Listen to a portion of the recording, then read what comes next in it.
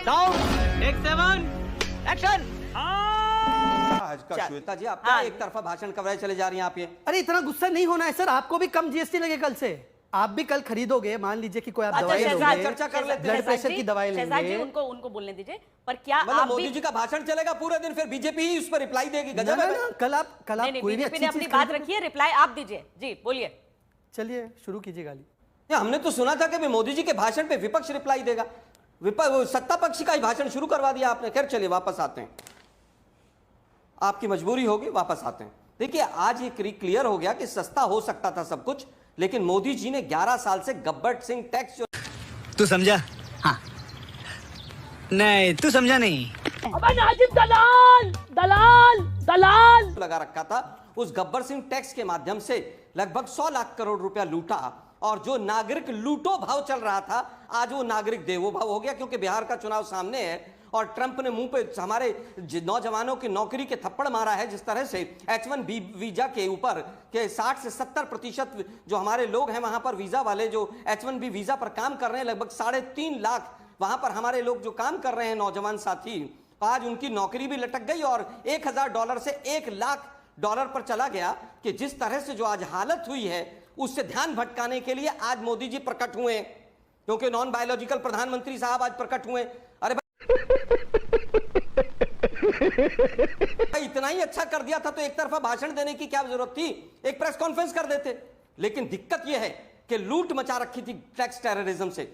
1 nation और 8 digits का पूरा टैक्स था, 8 लेवल पर टैक्स लगता था। अभी भी राज्यों का कैसे हित होगा, 40% का सेस कौन लेगा, कोई क्लैरिटी नहीं।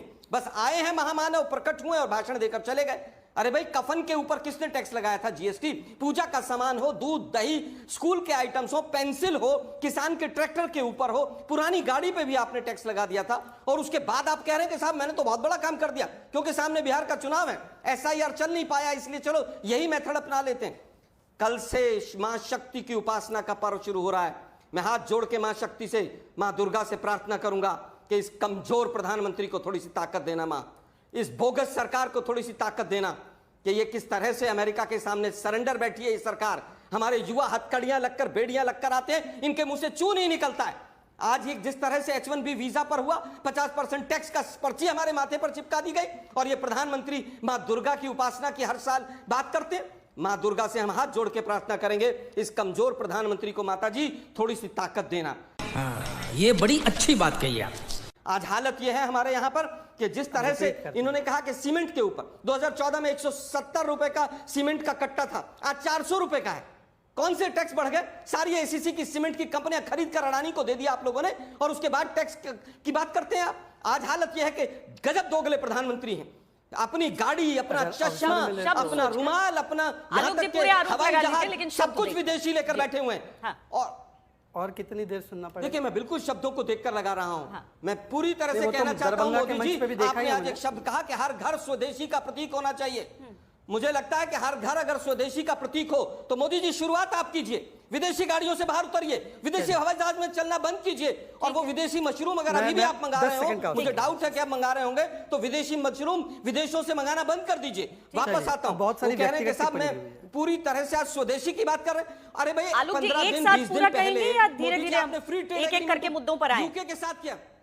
अब उनका भी तो हो गया ना इतना लंबा, मैम। अब मुझे भी तो मौका दीजिए। फ्री ट्रेड एग्रीमेंट तीन देशों के साथ 1 महीने में किया है, चाइना के साथ भी किया है, यूके के साथ भी किया है। अभी स्वदेशी की बात कर रहे हैं। 10 दिन पहले कॉटन के ऊपर 11% टैक्स था, पंजाब के कॉटन के ऊपर वो 0% कर दिया। आलोक जी यहाँ पर नहीं, देखिए जो दो, आप कुछ भी बोलो ये नहीं सुनने वाला। इसके 2 पहलू है। पहला पहलू तो ये कि प्रधानमंत्री जी ने खुद GST जब इंप्लीमेंट होने वाली बात आई थी तब उसका विरोध किया था, और बहुत मजबूती के साथ उसका विरोध किया। कहते कभी ये इम्पॉसिबल है, ये कभी कामयाब नहीं होगा। मैं उस डिबेट में नहीं जा रहा हूँ, क्योंकि GST मेरा सब्जेक्ट भी नहीं है, और मुझे आज ये उम्मीद थी कि प्रधानमंत्री जी कम से कम जिस तरीके की अंतर्राष्ट्रीय चुनौतियां और जिस तरीके से देश की अर्थव्यवस्था के सामने संकट है उसको लेकर कुछ बड़ी बातें कही।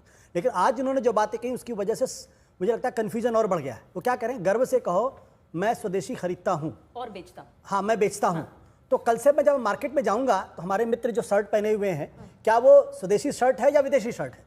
या मैं कार खरीदने जाऊंगा तो मैं स्वदेशी कार खरीदूंगा या विदेशी कार खरीदूंगा? या जो एक मिनट, मैंने बीच में बोला नहीं प्लीज। इसको कहते हैं थेथराई करना।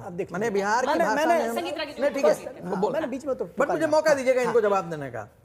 जली ना, तेरी भी जली ना। पिछले साल की अगर बात आप देखेंगे तो चाइना से हमारा इंपोर्ट 25% जंप किया है। 25% एक साल में 25%।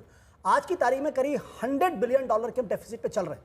हिंदुस्तान के शायद ही कोई ऐसी इंडस्ट्री होगी जो बिना चाइनीज रॉ मटेरियल के, चाइनीज टेक्नोलॉजी के, चाइनीज सामान के, यहाँ तक कि हमारे गुड्डे गुड़िया भी चाइना से आ रहे हैं। हमारे जब हम मार्केट में जाएंगे तो मुझे लगता है कि अब हर दुकान पे लिखने, प्रधानमंत्री जी की तरफ से एक आदेश आना चाहिए, हर दुकान पे लिखा हो यहाँ चाइना से मिली हुई चीजें नहीं बनती हैं। तब तो मैं जाऊंगा स्वदेशी को, अगर मुझे स्वदेशी खरीदना है और मुझे नहीं पता कहाँ से वो चीजें मिली। मैं ये कहता हूं कि ये जो चीज आपने कही स्वदेशी को लेकर, क्या आपने इसका अध्ययन किया है? क्या बिना चाइना के इंपोर्ट किए हुए हम आज स्वदेशी की दुनिया बढ़ सकते हैं? हम क्या करें? Make in India. Make in India का मतलब क्या है? सामान बाहर से आएगा, हम सिर्फ असेंबलिंग करेंगे। हम मेड इन इंडिया की बात क्यों नहीं करते? मेड इन इंडिया का मतलब ये होगा कि आपकी टेक्नोलॉजी अपनी होगी, आपके लोग अपने होंगे, आपकी ब्रांडिंग अपनी होगी और आप उसको बनाएंगे। मेक इन इंडिया का मतलब क्या होगा कि एप्पल का सारा सामान चाइना बनाएगा, आप अपने यहाँ लाके सिर्फ उसकी असेंबलिंग करें। ये मेक इन इंडिया हो गया। अरे बाप रे, ये तो धोती खोल रहा है। मैं कहता हूं कि हम जिस चीजों के लिए कर रहे हैं, क्या हम उस चुनौती के लिए तैयार हैं? हम तो ट्रंप के बारे में कह रहे थे, अब की बार ट्रंप सरकार, अब जब ट्रंप ने जिस तरीके से आपको H1 वीजा पे किया है, मतलब हर दिन वो आदमी ह्यूमिलिएट कर रहा है हमको। चा बाजार जो वहां पे फिर से सैंक्शन लगा दिया। रशिया से आप ऑली तो आपके खिलाफ सैंक्शन लग रहा, क्यों? तो इन सब चीजों पे गहन चिंतन की जरूरत है। हो जाएगा। गलवान के बाद हमने बहुत सारी चाइनीज चीजों में बैन लगाया, तो उसके हिसाब से हिंदुस्तान में चाइनीज इंपोर्ट घटना चाहिए। $40 बिलियन से बढ़ के $110 बिलियन हो गया है। वो क्यों बढ़ा? इस दौरान क्या हमने स्वदेशी के लिए अपनी जमीन तैयार की? क्या हमने एमएसएमई को मजबूत किया? बल्कि हमने जिस तरीके से नोटबंदी लागू किया, जिस तरीके से हमने जीएसटी को लागू किया, जिस पर हमने लॉकडाउन लागू किया, हमारी एमएसएमई की कमर टूट गई। आज तक कंजम्पशन नहीं बढ़ परेशान। मुझे क्रेडिट नहीं चाहिए। आलोक जी, एक तो जो शहजाद की तरफ से आपके यानी यूपीए के कार्यकाल में कितना दर टैक्स का अलग अलग चीजों पर, सीमेंट का जिक्र उन्होंने किया, ये सारी चीजें, सैनिटरी पैड्स का मतलब महिला हेल्थ से लेकर हर चीज पर लेकर जो आरोप आप पर है, उस पर मैं आपसे जवाब चाहती हूँ। और दूसरा जो स्वदेशी को लेकर जो बातें हो रही हैं, क्या आपको लगता है कि आत्मनिर्भरता आवश्यकता है इस समय की? मतलब कितने कदम बढ़ाए गए हैं वो तो है ही साथ में, लेकिन इस समय की आवश्यकता है या नहीं टैरिफ के दौर को देखते हुए? लगता है जी अभी बता है भाई, अभी बता है, अभी किया ना, अभी बता है। देखिए, मुझे लगता है कि टैरिफ भी फॉरेन पॉलिसी का फेलियर है और स्वदेशी में केवल ढोंग हो रहा है। पहले आंकड़े से ही शुरू करता हूं। 25% इसके अंदर मैन्युफैक्चरिंग सेक्टर का जीडीपी में कंट्रीब्यूशन का लक्ष्य रखा गया था 2017 में, उस समय पर 17% था। 2024 में वो घट के 17 से 16% हो गया। इसलिए मैं कह रहा हूं कि मैन्युफैक्चरिंग सेक्टर का जीडीपी में कंट्रीब्यूशन जिस सरकार के टाइम में लगातार घट रहा हो, वो स्वदेशी का पाठ पढ़ाए देश को टीवी पर आकर। ये बड़ा दुख होता है कि ये कहां जा रहे हैं। वापस आता हूं, सीमेंट 162 रुपए का कट्टा था एसीसी का 2014 में, आज 390 रुपए का है। कोई सा भी गूगल करके आप में से चारों में से छांट ले कि दिल्ली के अंदर सीमेंट का कट्टा कितने का है, 50 किलो का। सरिये का, स्टील का रेट, मकान बनाना सस्ता हो जाए। एल्यूमिनियम, कॉपर, ब्रास जितने हैवी मेटल्स हैं 10-10 गुना बढ़ गए। स्टील 32 रुपए 12 mm का सरिया था, आज 57-58 रुपए का सरिया 12 mm का है। दुर्भाग्य यह है कि आंकड़े एक भी पता नहीं। आज बात यह है कि सबसे पहली चीज यह है, 72 रुपए था, क्या था कट्टा? नहीं, कौन बोला भाई बीच में? मैं आपसे सिर्फ एक चीज जानना चाहता हूं, बताइए जरा, कि थोड़ा सा इसका भी अध्ययन कर लेते हैं। कुछ मत जानिए, आप बैठिए, आप बैठिए, शांति से सुनिए जरा, शांति से सुनिए जरा। अरे सुनिए ना भाई जरा, अरे भाई सुनिए ना जरा। हाँ ठीक है, बोलिए। अब आप चले जाइए इंदिरा जी के समय पे। आप लोगों को इतिहास में जीने की आदत है। अरे तो भाई, मुझे दिक्कत इस बात की है कि जीएसटी काउंसिल के 33%। अरे सुनो ना यार, कैलकुलेशन हर आदमी के बीच में बोलते हैं यार। अच्छा, उनका डिफरेंट है ना, रुकिए बात सुनिए। मैं चुप बैठ जाता हूँ। जिनको एक तरफा सोच चलाइए आप लोग। चुप हो रहा हूँ मैं, आप बोलिए। आप कंट्रोल नहीं कर सकती हैं इनको दोनों को। स्टूडियो में बैठा के आशुतोष जी के भी बीच में बोलेंगे, मेरे बीच में ही बोलेंगे। एबीसी पता नहीं।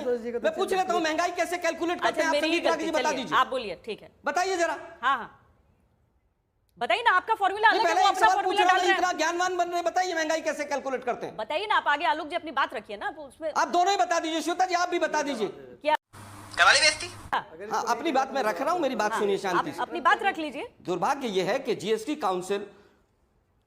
काउंसिल में 33% वोटिंग सेंट्रल गवर्नमेंट की होती है और बाकी सब स्टेट्स की होती है। वो वहां पर आम सहमति इसलिए बनाई जाती है कि फेडरल स्ट्रक्चर बना रहे। लेकिन जिस समय पर जीएसटी पहले आ रहा था तो कहा गया था, मोदी जी ने कहा था कि फेडरल स्ट्रक्चर चकनाचूर हो जाएगा। लेकिन दुर्भाग्य यह है कि वोटिंग अगर होती है तो, क्योंकि बीजेपी शासित राज्य ज्यादा थे, इसीलिए मनमानी चल रही थी। 50% पे सिंपल मेजोरिटी से जीएसटी काउंसिल में डिसीजन होते हैं। जीएसटी काउंसिल का जो स्ट्रक्चर है, जो रूल्स हैं, उसको पढ़े ये लोग, इसीलिए मनमानी करते रहे। जिस राज्य में जो चुनाव आया, बिहार में आया तो ऐसा कर दो, गुजरात में आया तो इस पे कम कर दो, ये मनमानी करते रहे। अब बिहार में चुनाव आया है, H1B वीजा से ध्यान भटकाना है तो मोदी जी आ गए। मैंने 4-5 आंकड़े दिए। मैं बार बार कह रहा हूं, सीमेंट का कट्टा कितने का था, स्टील कितना था, क्या मैन्युफैक्चरिंग सेक्टर का जो कंट्रीब्यूशन है वो 17% से घटकर 16 हुआ कि नहीं हुआ। फिर स्वदेशी मोदी जी किस मुंह से कहते हैं? अरे भाई 11 साल में आपने अर्थव्यवस्था का भट्टा बैठा दिया। आप आधार कार्ड के विरोध में थे, आप कंप्यूटर के विरोध में थे, आप एटीएम के विरोध में थे। आज H1B वीजा पर आपका मुंह नहीं खुल रहा है। मैं फिर कहूंगा हाथ जोड़ के मां दुर्गा से कि मां दुर्गा, इस कमजोर प्रधानमंत्री को ताकत दो कि ये कुछ बोल सके।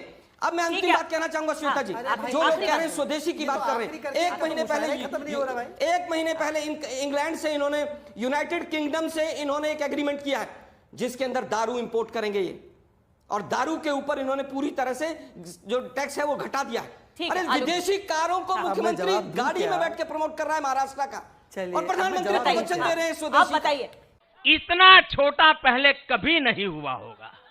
स्वदेशी पे मेरा ये मैं कहना, आपके पास आऊंगी। स्वदेशी पे मेरा ये कहना ये है, स्वदेशी का मतलब क्या है? स्वदेशी जो सबसे पहले इस देश के अंदर लागू हुआ 1903 में, जब बाल गंगाधर तिलक के नेतृत्व में सावरकर जी ने विदेशी कपड़ों की होली जलाई थी। उसके बाद महात्मा गांधी आए, उन्होंने विदेशी कपड़ों की होली जलाई। उसके बीच में अरविंदो भी थे। फिर आप बीच में अरविंदो। तो मेरा सवाल इस बात को लेकर है, आज हम स्वदेशी की बात कर रहे हैं तो क्या हम फिर स्वदेशी कपड़ों की, स्वदेशी चीजों की होली जलाएंगे कि नहीं जलाएंगे? मेरा प्रश्न ये, संगीत रागी जी सवाल का जवाब दे दे कि क्या विदेशी कपड़े ये पहनेंगे नहीं पहनेंगे? देखिए, बुलेटिन की शुरुआत से ही इसके नहीं, देखिए, इसी को कहते हैं ना कि किसी गंभीर मुद्दे को लूज टॉक में कन्वर्ट कर देना। स्वदेशी जब हम बात करते हैं तो इसका मतलब है कि, इसका मतलब है ना कि हम जितनी विदेशी चीजें हैं उसका हम शुरू से तुरंत हम परित्याग कर देंगे। तब वो और बात थी जब गांधी जी के समय हम तुरंत नहीं करना। अरे मैंने तो सावरकर जी को तुरंत किया महाराज, तुरंत की बात नहीं है। अब आप सावरकर की बात नहीं मानेंगे। जितना धीरे धीरे भारत स्वदेशीकरण की तरफ बढ़ रहा है, और 2011 से 2000 बढ़ने का हालत यह कि 2014 के बाद से इंपोर्ट लगातार बढ़ रहा है गलवान के बावजूद भी, और आपने सबको, हर उस आदमी को जो चाइना से संपर्क किया उसको आपने देशद्रोही घोषित कर दिया। उस चाइना से जिस चाइना ने ऑपरेशन सिंदूर के दौरान आपसे शत्रुता का व्यवहार किया। बिल्कुल जिसने यूरिया को भारत इंपोर्ट में एक्सपोर्ट प्रॉब्लम कर दी। मैं जानता हूं, यूरिया क्राइसिस आज भारत में। मैं जानता हूं कि बेशर्मो शर्म करो शर्म। 1 मिनट में अपनी बात, क्लोजिंग कमेंट्स रखिए। देखिए, मुझे लगता है कि ऑक्सीजन की बात हुई थी तो ऑक्सीजन के ऊपर भी अगर किसी ने जीएसटी लगाया था तो मोदी जी थे, और ये 1 नेशन और 6 टैक्स का फार्मूला था। यूसीसी इन्हीं के लॉ कमीशन ने कहा कि जरूरत नहीं है, और यूसीसी लाने से कोई नवाज शरीफ ने मोदी जी को नहीं रोका है। आज तक बिल प्रेजेंट हुआ हो तो उसकी कॉपी श्वेता जी मुझे भी पहुंचाइएगा। वाइस प्रेसिडेंट जिस देश में नजरबंद रहते हो, और जिस देश में टेली प्रॉम्प्टर जिससे मोदी जी आज पढ़कर बोले हैं भाषण, चेक करा लीजिए कौन से देश का बना हुआ, क्या वो स्वदेशी है कि नहीं है। गजब बेइज्जती है। मैंने अभी कहा कि कपास के ऊपर 11% टैक्स था, और ये 50% टैरिफ के बाद हमने उसको 0% कर दिया, और हम बात करते हैं स्वदेशी की। दुर्भाग्य यह है कि इनको विदेशी दारू चाहिए, फ्री ट्रेड एग्रीमेंट कर रहे हैं जिसमें शराब मुख्य बिंदु है। गाड़ियों का प्रचार इनके प्रधानमंत्री, मंत्री, संतरी सब कर रहे हैं विदेशी गाड़ियों का। लेकिन आज क्योंकि H1B वीजा से ध्यान भटकाना है, क्योंकि जीएसटी के लिए पहले ही डिक्लेयर हो चुका था भाई, कि पहले ही हो चुका था 15 अगस्त पर, उसमें इतनी चर्चाएं हो चुकी थी। बाकी मुद्दों से कैसे ध्यान भटकाया जाए, केवल ये है मोदी जी, आप देश को भटकाइए मत, बरगलाइए मत। आपने जवाब नहीं दिया है अभी तक शहजाद जी, वो ये कि ध्यान भटका। ये सब क्या देखना पड़ रहा है? अच्छा है मैं अंधा हूँ।